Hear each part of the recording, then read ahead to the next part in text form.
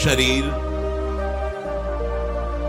वैसे तो प्रकृति का है, पर जब आप पवित्र आचरण करते हैं तो ये दिव्य होने लगता है, पार्थिव होते हुए भी ये शाश्वत हो जाता है। कितने से महापुरुष सदैव भगवान के धाम गए। श्री तुकाराम जी के लिए विमान सदैव गए, बैठ कर विमान में उसी शरीर से। मीरा जी उसी शरीर से समाधि। प्रेमावतार महाप्रभु चैतन्य देव सशरीर समा गए जगन्नाथ जी। बहुत से ऐसे भक्त जिनको कोई जानता भी नहीं, उनका दिव्य शरीर हो गया। चलो हमें ये नहीं करना कि हमारा भाव बने कि हम मरे ही ना, शरीर ना छूटे, पर वो शरीर भी भगवत स्वरूप हो जाता है। कई ऐसे संत भगवान को बड़ी दिव्यता स्पर्श करने मात्र से एक अलौकिक ऊर्जा शक्ति हृदय में संचरित होती है, जिनका शरीर पावन हो जाता है। अरे तीर्थी कुर्वन्ति तीर्थानु, जहां चरण रख दे वो भूमि तीर्थ हो जाती है, और तीर्थों में भी तीर्थत्व आ जाता है। गंगा भी निष्पाप हो जाती है। हरि और गंगा उनके पीछे डोलते। अभी एक पद में आया था जब संकेत किया, देखो हरिराम व्यास जी क्या कह रहे हैं, हरि और गंगा जी उनके पीछे डोलते, जिनका शरीर भगवत सेवा के सिवा कभी भी कोई भी अन्य चेष्टा शास्त्र विरुद्ध नहीं करता, उनके शरीर पावन हो जाते हैं। एक बार उड़िया बाबा एक घर में भिक्षा पाने गए तो बाहर चबूतरे में बैठे एक वृद्ध जो है, नाम बड़े तेजस्वी बाबा भिक्षा पाके आए और कहा कि जब ऐसी आपकी निष्ठा है, आप ऐसे दिखाई देते हैं, तो आपको तो गंगा किनारे वास करना चाहिए। तो उनका महाराज आपका कहना उचित ही है, पर जो शास्त्र संयम से चल रहा है, जैसे पहले ब्रह्मचर्य, फिर गृहस्थ और फिर ब्रह्मचर्य, एक समय सीमा संतानोत्पत्ति रूपी भगवान की पूजा सृष्टि की, फिर ब्रह्मचर्य, और निरंतर नाम जप कर रहा है तो उसके लिए गंगा जी स्वयं उसके घर आ जाती है, उसको गंगा किनारे जाना नहीं। बाबा बहुत समझिए, गृहस्थी कोई साधारण धर्म नहीं है, ये भी भगवत प्राप्ति के लिए समर्थ है, पर आप लोग अपने को गृहस्थ मान करके पशुवत आचरण करें तो बात नहीं। गृहस्थ बहुत जल्दी भगवान को प्रसन्न कर सकता है। मेहनत के द्वारा कमाया हुआ अन्न धन, अतिथि संत, गौ, बीमार, इनकी सेवा में लगाया, उचित अपने परिवार का पोषण कर रहा है और नाम जप कर रहा है, संयम से रह रहा है, भगवान प्रसन्न हो जाए। विरक्त पूर्ण रूप से चित्तवृत्ति भगवदाकार करके संपूर्ण संसार से राग का नाश कर दे। जयति जयति जग उच्चरे। इसीलिए सब उनको गुरु स्वरूप मान करके प्रणाम करते, चाहे जितना गृहस्थ भक्त हो, पर विरक्त के सामने जाकर के चरणों में लौट जाता है। किस लिए? कि कहीं न कहीं हमने राग का पोषण किया है, आपने राग का त्याग करके वैराग्य युक्त, इसलिए वैराग्य की में आप भी भजन करते हैं, हम भी भजन करते हैं, पर हमारे भजन में राग रहा है और आपने वैराग्य को, इसलिए सब सर झुकाते हैं किसको? वैराग्य को। राग रहित होकर जीवन, ये कपड़े को कोई प्रणाम नहीं करता। इस कपड़े के और भी शरीरों के वस्त्र बनते हैं, कोई खास बात कपड़ा नहीं है, बात है राग का त्याग। तो शरीर आपका बहुत संयम युक्त और पवित्र रहना चाहिए भगवत प्राप्ति के लिए। ये आज के समय में लोग इस पर विचार नहीं करते। शौच गए पशुवत, शौच की कोई पवित्रता के नियम नहीं, वही कपड़े पहन, भजन होगा तुमसे, तुम्हारी चित्तवृत्ति भगवत चरणारविंद में लगेगी। शरीर को जितना पवित्र रखोगे उतना शरीर से वैराग्य होगा, यह आंतरिक बात है। आपकी दिनचर्या पवित्रता से युक्त होनी चाहिए शरीर की। जहां मनाया जैसे मनाया, लघु शंका कर लिया, ना जल है आपको प्रक्षालन के लिए, ना आचमन के लिए, ना हाथ धोने के लिए, आप ऐसे पशुवत आचरण में तुम्हारी भगवदाकार वृत्ति होगी। पुराने के जो उपासक और संत महात्मा थे बावरे थे क्या? पवित्रता, आपके वस्त्र पवित्र, आपका शरीर पवित्र, आपका आचरण पवित्र, भगवान का चिंतन निरंतर होने लगेगा। देखना, भोजन पवित्र, संग पवित्र, क्योंकि इस सब से सतोगुण बढ़ेगा, और जब सतोगुण बढ़कर भजन होगा तो भजन सतोगुण को भी शांत कर देगा, गुणातीत स्थिति प्रदान कर देगा। अब जहां मन है वहां खा लिए, जैसे मन है वैसे पशुवत आचरण करो, भगवदाकार वृत्ति होगी। शरीर पवित्र, वाणी संयम में, मन पर पूरी की पूरी सावधानी। इसलिए उपासक को फुर्सत कहां है बाहर की वार्ता करने के लिए, वो तो अपने ही चिंतन में है, अपने मन पर हर समय निगरानी रख रहा है। राग द्वेष दोनों खोइए, खोजिए पद निर्वाण, नानक कहे पथ कठिन है, कोई कोई गुरुमुख जान। मनमुख नहीं, गुरुमुख। कोई कोई गुरु कृपा पात्र इस बात को जानता है कि राग और द्वेष दोनों को छोड़ दे, ना किसी से राग ना किसी से द्वेष, वही आत्म स्वरूप को, वही अपने स्वरूप का परिचय प्राप्त कर पाता है। संपूर्ण प्रपंच से उदासीन दृष्टि रख करके, समस्त वासनाओं का क्षय करके जो संकल्प रहित होकर भजन करता है, वो इसी जन्म में जीते जी भगवत साक्षात्कार कर लेता है। फिर सुन लीजिए, संपूर्ण प्रपंच से उदासीन, उदासीन कहते हैं ना कोई मित्र है ना कोई शत्रु, राग द्वेष दोनों खोइए, न कोई अपना मित्र है, एक भी कोई शत्रु पूरी सृष्टि में नहीं है। हरिवंश नाम लीन जे, अजात शत्रु ते सदा, प्रपंच दंभ आदि दय ता कछु न पेखिए। एक भी अगर दुश्मन है तो लौटना पड़ेगा तुमको इस सृष्टि में, और एक भी मित्र है तो लौटना पड़ेगा। एक भी वस्तु में राग है तो आना पड़ेगा, एक भी वस्तु से द्वेष है तो तुम्हें आना पड़ेगा। सर्वम खलमिदं ब्रह्म वासुदेवा स्वरमित समात्मा सुदुर्लभा, विद्या विनय संपन्ने ब्राह्मणे गविहस्तनी स्वनीचयो सुपाके च पंडिता समदर्शिना। सब रूपों में मेरा प्रीतम है, न राग न द्वेष, इसलिए उदासीन, उदासीन हो करके संपूर्ण सृष्टि से, संपूर्ण ये है विजय, समस्त वासनाओं का क्षय, कुछ भी भोगने की इच्छा ही नहीं रही। संकल्प रहित जीवन, निरंतर भजन, वो इसी जन्म में भगवत साक्षात्कार कर लेता है। विचार पूर्वक संकल्प रहित बनो, संशय रहित बनो, अपनी एकाग्रता रूपी संपत्ति को संजोते रहो, चंचलता की निवृत्ति करके आप अपने चित्त को चित्त चोर में समर्पित कर दो। यही जीवन का परम लक्ष्य है। आपके इस लक्ष्य प्राप्ति में लय, विक्षेप, कषाय ये बहुत विघ्न पहुंचाते हैं। जिस समय हम भजन में बैठते हैं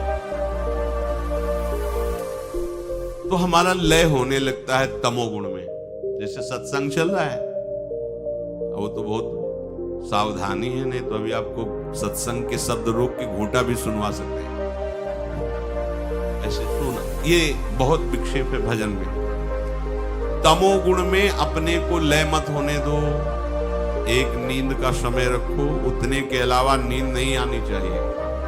आप कह दो हम जान नहीं पाते, सो जाते हैं, ये उपासक ऐसे नहीं, ये तो विषयी पुरुषों का लक्षण है। हमने निश्चय किया, नहीं सुना, फिर नींद कैसे आ सकती है? हमारी स्वीकृति के बिना नींद आ जाएगी, हमारी स्वीकृति के बिना काम आ जाएगा, हमारी स्वीकृति के बिना क्रोध आ जाएगा। क्या समझा है आपने? अपने को क्या समझा है?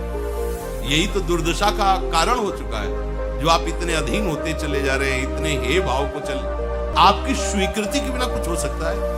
कुछ नहीं हो सकता है। आप स्वीकृति न दें कि ये गलत है तो क्रोध ही नहीं आएगा।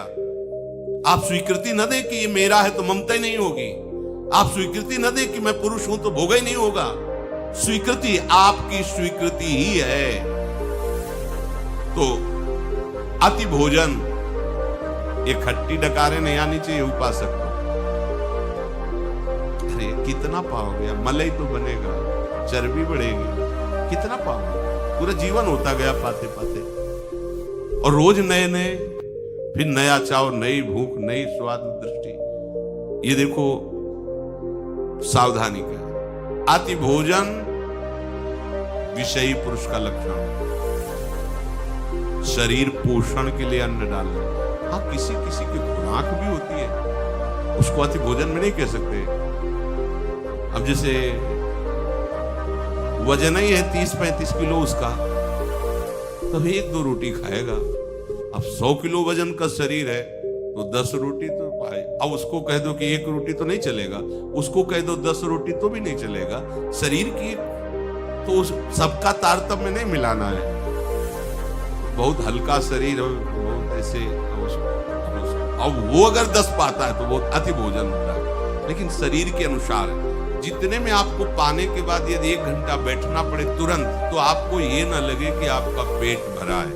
ऐसा उपासक को भोजन करना चाहिए। इससे आप लय से बच जाएंगे, जो हमें भजन में बाधा पहुंचाता है। ये लय, पहला तो अति भोजन, पकवान अति पा लेने पर फिर पाचन तंत्र पर प्रभाव पड़ता है, वो भजन नहीं होने देगा। और दूसरा है व्यर्थ चिंतन, ये लय के अंतर्गत ही आता है। भजन में बैठे, पूर्व की बातें आ रही, बहे चले जा रहे हैं, या कोई आगे का भोग का संकल्प, बहे चले जा रहे हैं, ये किसी ने अपमान, ये सब उसी समय आएगा जब आप भजन में बैठोगे।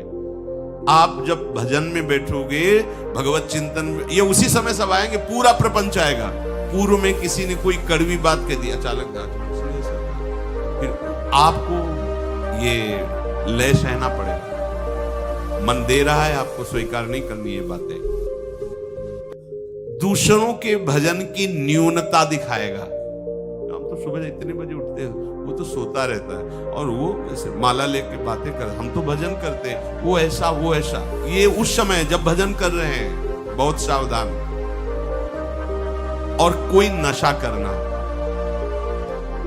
थोड़ी चना मटरा की तरह भांग चढ़ा लो तो बोले बढ़िया ध्यान लगता है। यह सिद्धों के काम, साधकों के नहीं।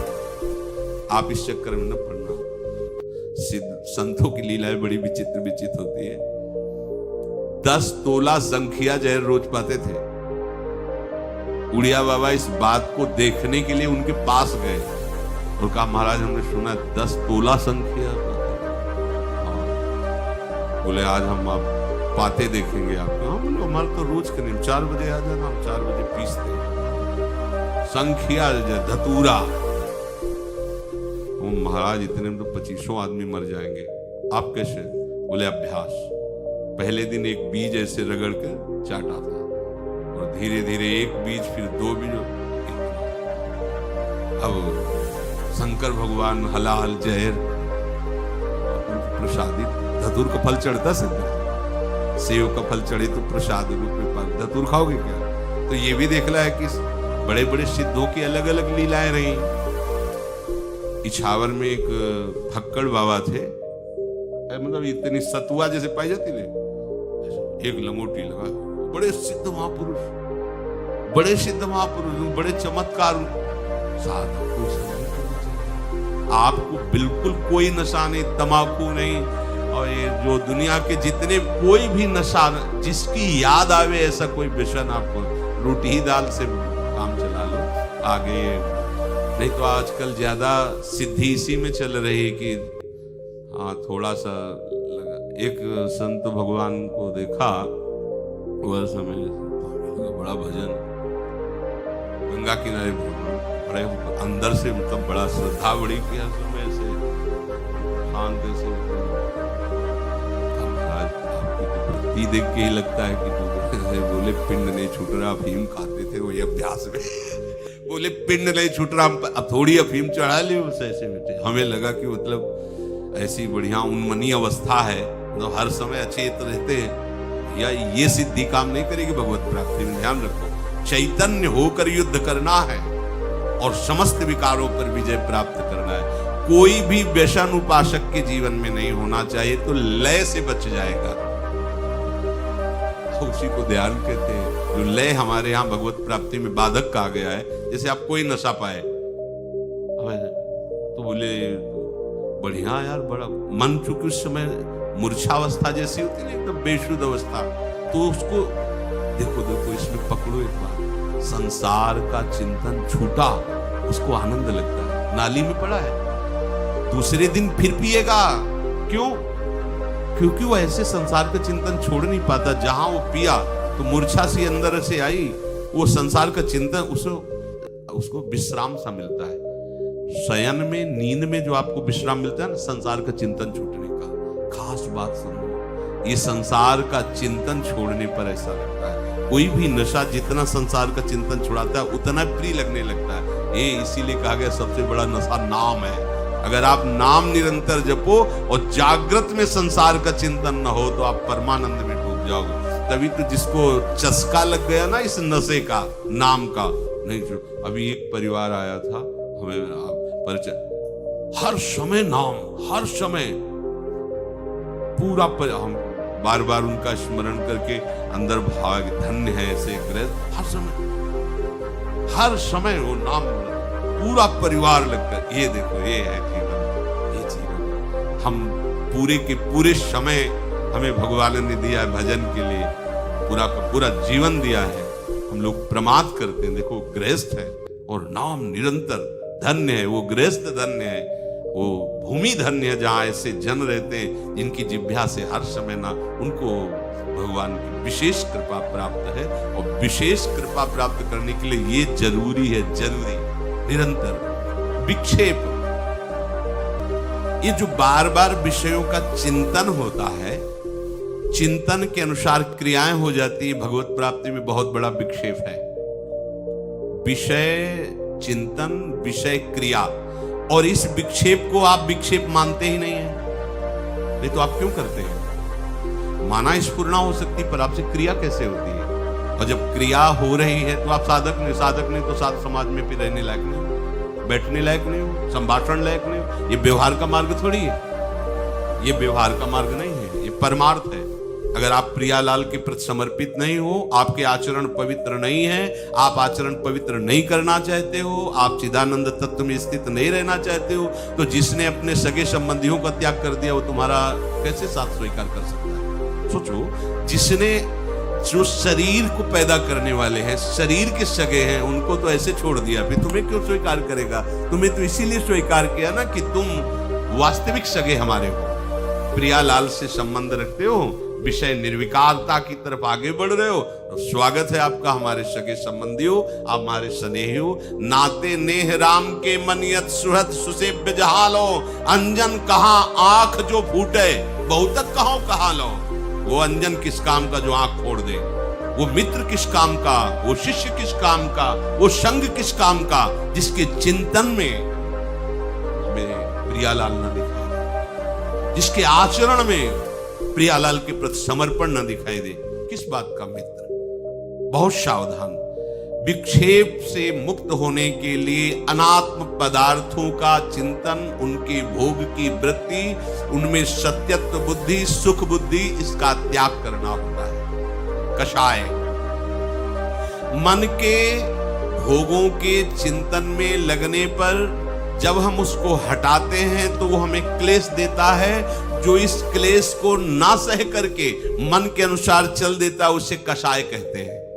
प्रायः कोई बिरला ही सूरवीर होता है जो इस बात को सह पाता है। बाहर की लाठी के प्रहार को सहा जा सकता है, लेकिन मन की मार को केवल महात्मा सह सकता, दूसरा नहीं।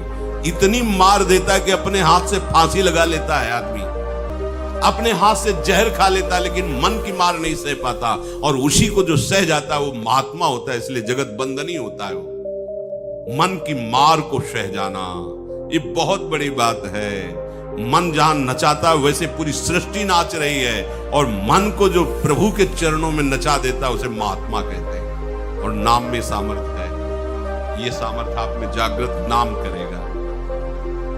भोगों से हटाने में जो क्लेश होता है उस क्लेश को मन तुम्हारे हृदय में पैदा करेगा, उसको सहो। यम ही न व्यथयन्ते ते पुरुषम पुरुषर्षभ, हे पुरुषों में श्रेष्ठ अर्जुन, जो इस मन के द्वारा दी हुई व्यथा से व्यथित नहीं होता वो परम पद का अधिकारी होता है। ये अंदर बैठा लिए बातें अंदर बैठाने के लिए, और जो उस मन की जलन को मिटाने के लिए मन पर दया करके उसकी आज्ञा के अनुसार बर्ताव करता है वो भगवत प्राप्ति से विमुख हो जाता है। ये मन बहुत थोड़ी देर से मनोरंजन चाहिए ना। हाँ, यही तो चाह रहा है वो। थोड़ी देर दो, पूरी सामग्री 24 घंटे के लिए जमा कर लेगा। मन को अगर आपने थोड़ी देर के लिए भी उसको छूट दे दी तो इतना वो चतुर खिलाड़ी है कि 24 घंटे तुमसे युद्ध करने के लिए वो सामग्री तैयार कर लेगा।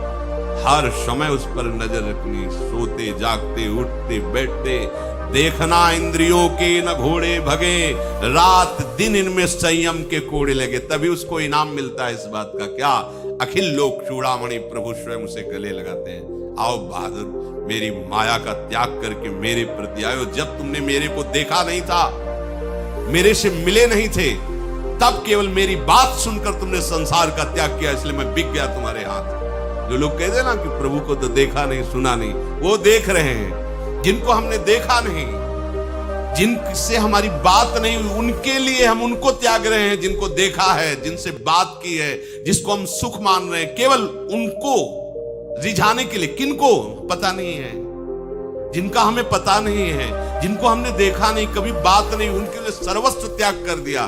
तब वो आगे आके अखिल लोक ब्रह्मांडों के स्वामी हृदय से लगाते हैं और कहते हैं, अहम भक्त पराधीनो अस्वतंत्र इव द्विज। मैं परम स्वतंत्र आज अपनी स्वतंत्रता को इसके हाथ में देता हूं। मैं अस्वतंत्र हूं और ये स्वतंत्र है। अभी तक मैं सारे जगत को नचाने वाला, आज भक्त मेरा नचाने वाला बनेगा।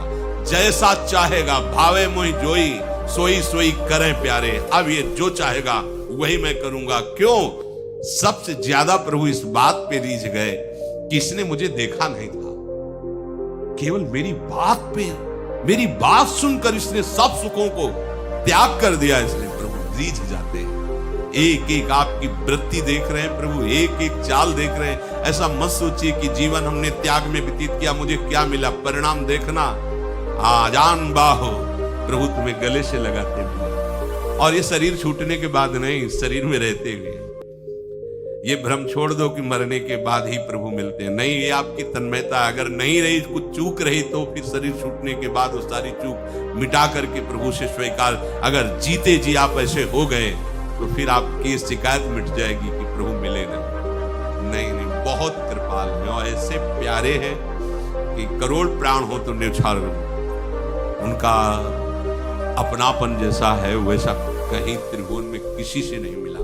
बस वो थोड़ी जरूरत यही है कि एक बार समेट लो मन को, और आप समेट सकते हैं। ऐसा नहीं है, आप समेट सकते हैं, आप कुछ भी कर सकते हैं, आप कुछ भी कर सकते हैं। अरे आप कोई और नहीं है, बस आप ही आप हैं। बस कैसी भूल हो गई, आप सब कुछ कर सकते हैं। आप जो सोचते हैं कि मेरे में सामर्थ्य नहीं, वो आप शरीर को लेके बात कर रहे हैं। स्वरूप के लेके बात करेंगे ना तो आप कुछ भी कर सकते हैं। आप महान से महान पदवी को, और आप नीच से नीच योनियों में जा सकते हैं। इसलिए सावधान हो जाइए, अपने हृदय को भगवत चिंतन में ऐसा तन्मय कर दो कि शरीर और शरीर के विलास की स्मृति ही नष्ट हो जाए।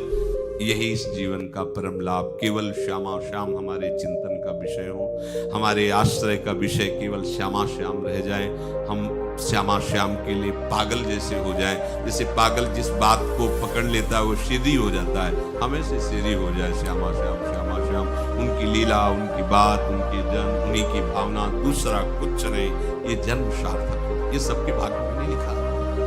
आप लोग बड़े भाग्य वाले हैं, आपके भाग्य में लिख गया। ये जो सौभाग्य मिल रहे हैं ना, सबके भाग्य में नहीं। बेचारे पूरा दिन विषय संग्रह में, पूरी रात विषय भोग और निद्रा, पूरा जीवन यूं का यूं निकल। एक गया समय पीछे, ये समय भी गया। अब पता नहीं कितने मिनट समय बचा है, किसी को पता नहीं। लेकिन हमको इसकी चिंता नहीं, क्योंकि हर क्षण सही जगह जा रहा है। इसलिए आपका वर्तमान समय केवल प्रियालाल के चिंतन में जाए। भविष्य लिख लो, ऐसा मंगलमय होगा कि ब्रह्मा जी भी प्रणाम करेंगे आपके भविष्य को, जो निश्चय हो रहा है। बिल्कुल चिंता मत कीजिए, बस चिंतन कीजिए श्री जी का।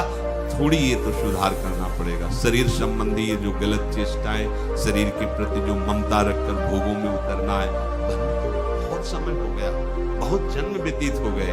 कहीं कुछ नहीं, केवल भ्रम, आपकी स्वीकृति, आपका मनन, यही आपको गिरा रहा है। आप सावधान हो जाइए। ये जो शास्त्र और संत जन है, ये सही सुख में निमग्न करने के लिए है, ये आपके कोई दुश्मन नहीं है। देखो, माता पिता प्यार करेगा तो प्राकृतिक वस्तु देकर आपको सुखी देखना चाहता है। बढ़िया मकान हो जाए, खूब रुपया हमारे लड़के के नाम हो जाए, बढ़िया दुल्हन मिल जाए, हर व्यवस्था हो, लेकिन ये व्यवस्था सुख की नहीं है, वो नहीं जानता। जब गुरु प्रसन्न होगा तो तुम्हारे शरीर के राग का ही नाश कर देगा, तुम्हारी एक एक प्रवृत्ति पर शासन करके भगवदाकार कर देगा। इसीलिए उनको निष्ठुर कहा जाता है कि महात्मा लोग बड़े निष्ठुर हो। निष्ठुर नहीं है, सच्चा प्यार इनका है, क्योंकि वो कितने दिन टिकने वाला है और ये शाश्वत सुख है। इसीलिए गुरु के समान, संतों के समान, भगवत वाणी के समान कोई हमें प्यार दे सके, दुलार कर सके, त्रिभुवन में ऐसा नहीं। इसलिए निरंतर भजन में लगे रहो, असदाचरणों का त्याग करो। श्री राधा।